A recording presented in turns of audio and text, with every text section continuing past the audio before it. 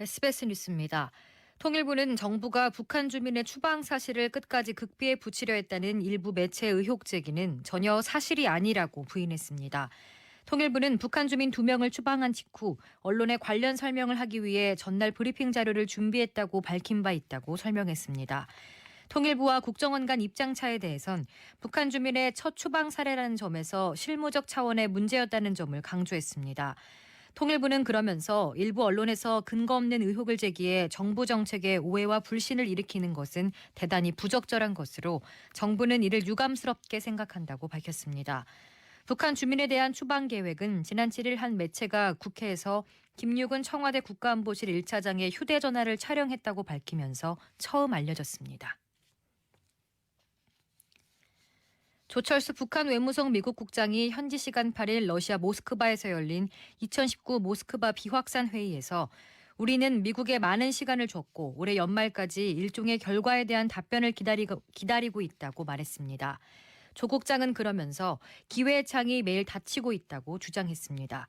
이는 북한이 설정한 북미 관계 개선과 제재 완화 등에 대한 미국 측의 석이 있는 조치를 다시 한번 촉구한 것으로 분석됩니다. 화성 연쇄살인 사건 피의자 이춘재가 살해했다고 자백한 화성 실종 초등학생에 대한 유골 수색 작업이 9일 만에 마무리됐습니다. 경기 남부지방경찰청 수사본부는 지난 1일부터 오늘까지 화성시 A공원 일대 6,942제곱미터를 대상으로 1989년 실종 당시 초등학교 2학년이던 김모양의 유골 수색 작업을 진행했습니다. 경찰은 첨단 장비를 투입하고 유족의 요청에 따라 수색 지점을 확대하는 등 수사력을 집중했지만 의미 있는 내용물은 나오지 않은 것으로 확인됐습니다. 하지만 경찰은 추가 수사를 통해 또 다른 유기 의심 지역이 확인될 경우 추가 발굴 조사도 검토하고 있다고 밝혔습니다. 군사정권 시절 부산 지역 최악의 인권유린 사건을 일으킨 형제복지원이 돈벌이를 위해 해외 입양아 공급책 역할을 한 것으로 드러났다고 AP통신이 보도했습니다. AP통신은 국회의원과 정부 관계자, 정보 공개 청구를 통해 확보한 자료로 형제복지원이 1979년부터 1986년 사이 아동 19명을 해외 입양 보냈다는 직접적 증거를 확보했다고 전했습니다. 이들 외에 51명 이상을 해외 입양시킨 것으로 추정되는 간접 증거도 찾았다고 AP는 보도했습니다.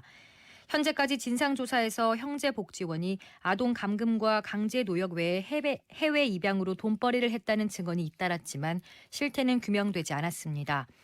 형제복지원 사건은 1975년부터 1987년까지 불황인을 선도한다는 목적으로 장애인과 고아 등을 부산 형제복지원에 불법 감금하고 강제 노역시킨 사건입니다. 청주 교육대학교 남학생들이 여하구를 성적으로 대상화하면서 성희롱을 일삼았다는 주장이 제기됐습니다. 청주 교대 등에 따르면 이 대학 일부 남학생들이 SNS 대화 내용을 폭로하는 여러분들의 단톡방은 안녕하신가요라는 제목의 대자보가 어제 붙었습니다. 대자보에는 일부 남학생들이 올 3월부터 8월까지 단체 대화방에서 여하구들의 외모를 비교하거나 비하하면서 성적 여성 혐오적 발언을 한 것으로 전해졌습니다.